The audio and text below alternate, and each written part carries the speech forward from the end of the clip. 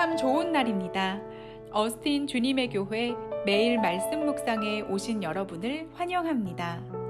말씀을 통해 샘솟는 하나님의 은혜를 경험하시길 바랍니다. 오늘은 어제보다 더 행복한 하루가 될 것입니다.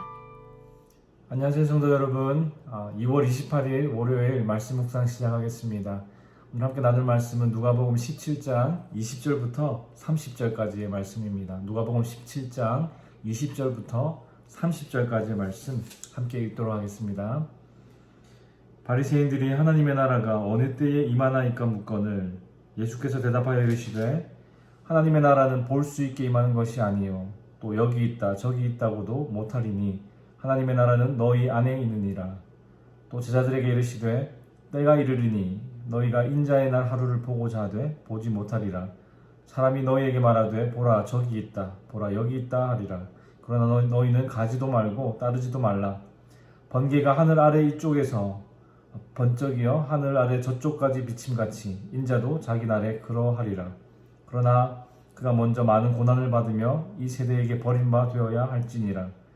노아의 때에 된 것과 같이 인자의 때에도 그러하리라.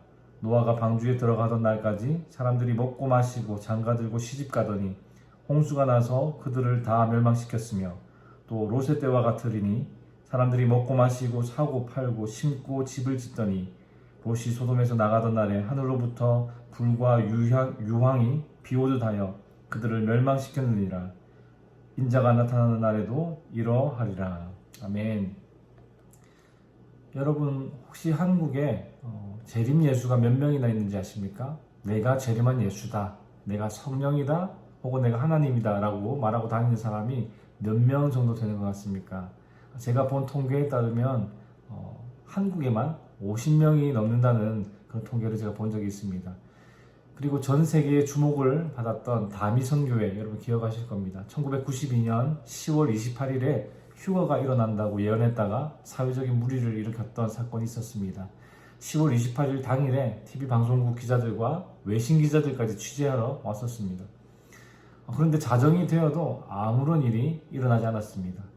속았다고 생각한 성도들이 난동을 부리기도 하고 마치 죄인처럼 얼굴을 가리고 도망치듯이 예배당을 빠져나갔습니다. 당시에 이 사건을 취재했던 한 기자는 이런 명대사를 남겼습니다. 이들은 하늘나라가 아닌 집으로 돌아갔습니다. 마태복음 24장 36절에 예수님께서 분명히 그 날과 그 때는 아무도 모르나니 하늘의 천사들도 아들도 모르고 오직 아버지만 아시느니라고 말씀하셨습니다. 그럼에도 불구하고 많은 사람들이 재림 예수에 속아 넘어가고 또 종말의 때와 시간을 알고 싶어 하다가 이단에 빠지는 것은 하늘나라, 하나님의 나라에 대한 잘못된 이해 때문입니다. 오늘 본문은 예수님께서 하나님의 나라와 또 재림에 대해서 설명하시는 부분입니다. 짧은 시간이지만 오늘 말씀을 통해 하나님의 나라와 예수님의 재림에 대한 바른 이해를 가질 수 있기 바랍니다.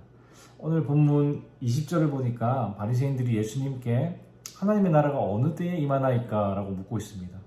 분명히 바리새인들은 예수님을 메시아라고 생각하지 않았을 텐데 왜 예수님께 하나님의 나라에 대해서 물었을까요? 마가복음 8장 27절에 보시면 예수님께서 제자들에게 사람들이 나를 누구라고 하느냐라고 한번 물으신 적이 있습니다. 그 질문에 제자들은 세례 요한이라 하고 더러는 엘리야, 더러는 선지자 중에 하나이다 라고 대답합니다. 아마 바리새인들도 예수님을 메시아까지는 아니더라도 어떤 선지자 중에 하나라고 생각했던 것 같습니다. 구약의 선지자들이 메시아의 오심을 예언했던 것처럼 예수님도 선지자라면 메시아가 언제 이 땅에 오셔서 하나님의 나라를 세우실 것인지 알고 있을지도 모른다고 이렇게 생각했을 겁니다. 유대인들은 어떤 메시아가 이렇게 오시면 로마 제국으로부터 그들을 자유케 하고 이 땅에 하나님의 나라가 세워질 것이라고 믿었습니다. 그런데 예수님은 20절에서 하나님의 나라는 볼 수 있게 임하는 것이 아니라고 말씀하셨습니다. 그렇기 때문에 하나님의 나라가 여기 있다, 저기 있다 라고 말할 수 없다는 겁니다. 이 당시 유대인들도 하나님의 나라에 대해 오해하고 있었던 것을 볼 수 있습니다. 마치 이 땅의 어떤 나라들처럼 하나님의 나라가 세워질 것이라는 오해입니다. 예수님은 하나님의 나라에 대한 그들의 잘못된 생각을 수정해 주셨습니다. 21절 하반부에 보시면 하나님의 나라는 너희 안에 있느니라 라고 말씀하셨습니다. 이 구절을 또 많은 분들이 오해합니다. 이 말을 하나님의 나라가 우리의 마음속에 있다고 오해하는 분들이 많이 계십니다. 그런데 지금 이 대화의 주체가 누구냐를 생각해 보시면 예수님과 바리새인들입니다. 틈만 나면 예수님을 죽이려고 하는 이 바리새인들의 마음속에 하나님의 나라가 있다라고 말하는 게 말이 되지 않지 않습니까? 이 구절을 이해하기 위해서는 유대인들의 어떤 문화를 이해할 필요가 있습니다. 유대인들은 회당이나 어떤 거리에서 이야기를 하거나 논쟁할 때에 말하는 사람은 이렇게 가운데에 있고, 그리고 듣는 사람들, 그리고 논쟁하는 사람들은 그 말하는 사람을 삥 둘러서서 그렇게 대화를 한다는 겁니다. 그러니까 지금 예수님께서 가운데 서 계시고 바리새인들은 예수님을 둘러싼 채로 지금 대화를 하고 있는 겁니다. 이 상황 가운데서 예수님께서 하나님의 나라는 이미 너희 안에 있느니라 라고 말씀하신 겁니다. 영어로는 The kingdom of God is already among you 혹은 in the midst of you. 무슨 말입니까? 너희들 가운데 서 있는 내가 바로 하나님의 나라다 라고 선포하고 계신 겁니다.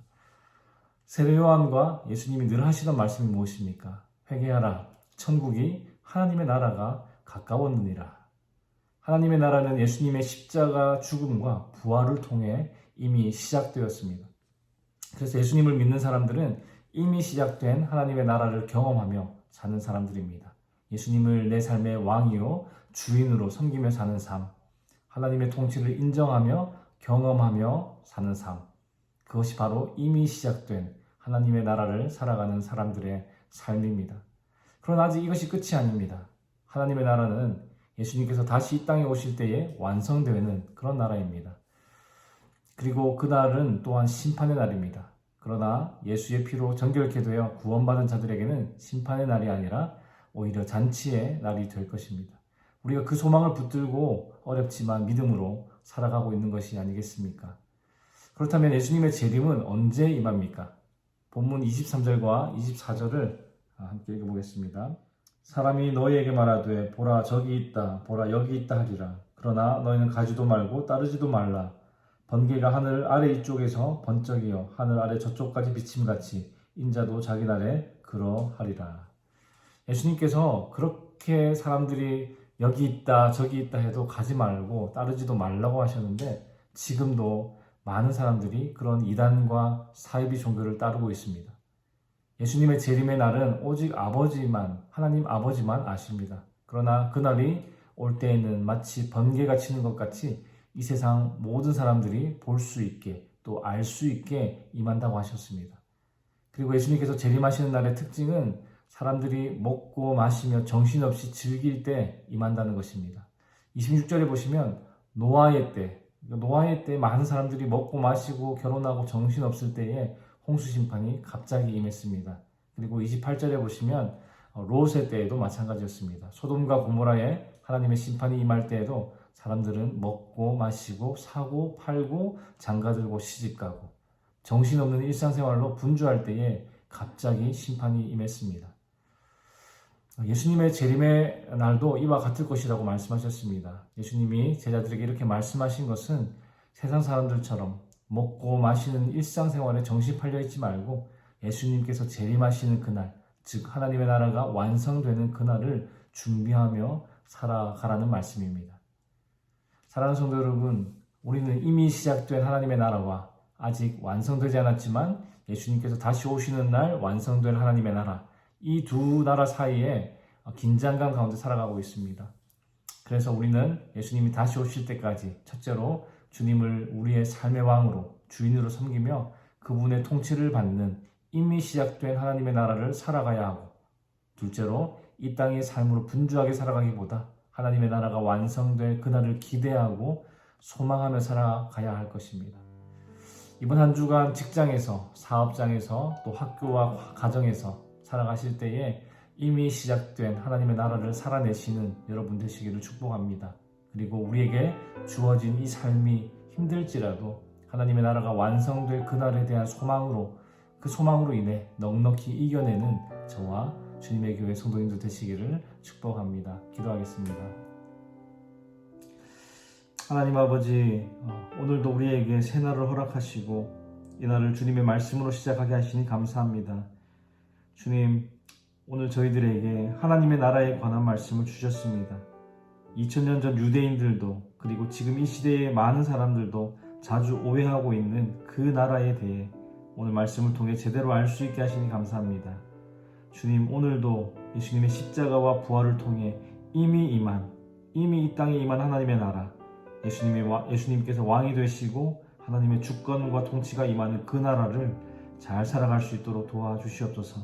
그리고 우리에게 주어진 삶이 힘들고 지칠지라도 다시 오실 예수님으로 인해 완성될 하나님의 나라를 소망하며 견디는 한 주간 될 수 있도록 우리에게 힘을 허락하여 주시옵소서. 감사를 드리며 예수 그리스도의 이름으로 기도하였습니다. 아멘. 월요일 기도 제목으로 함께 기도하시겠습니다. 첫 번째, 한 주간 예수의 흔적이 있는 삶이 되도록 기도하실 때에 우리의 가정, 직장, 사업, 학업의 터전에서 나의 말과 행위를 통해 그리스도가 드러나게, 그리고 코로나로 인해 신앙생활이 나태해지지 않도록 기도하시기 바랍니다.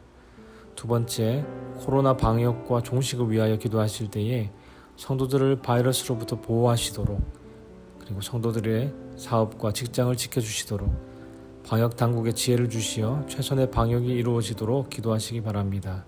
그리고 세 번째, 선교사님들을 위해 기도하실 때에 태국의 전운주 선교사님, 브라질의 김창현 선교사님, 하이티의 박동환 선교사님을 위해 기도해 주시기 바랍니다.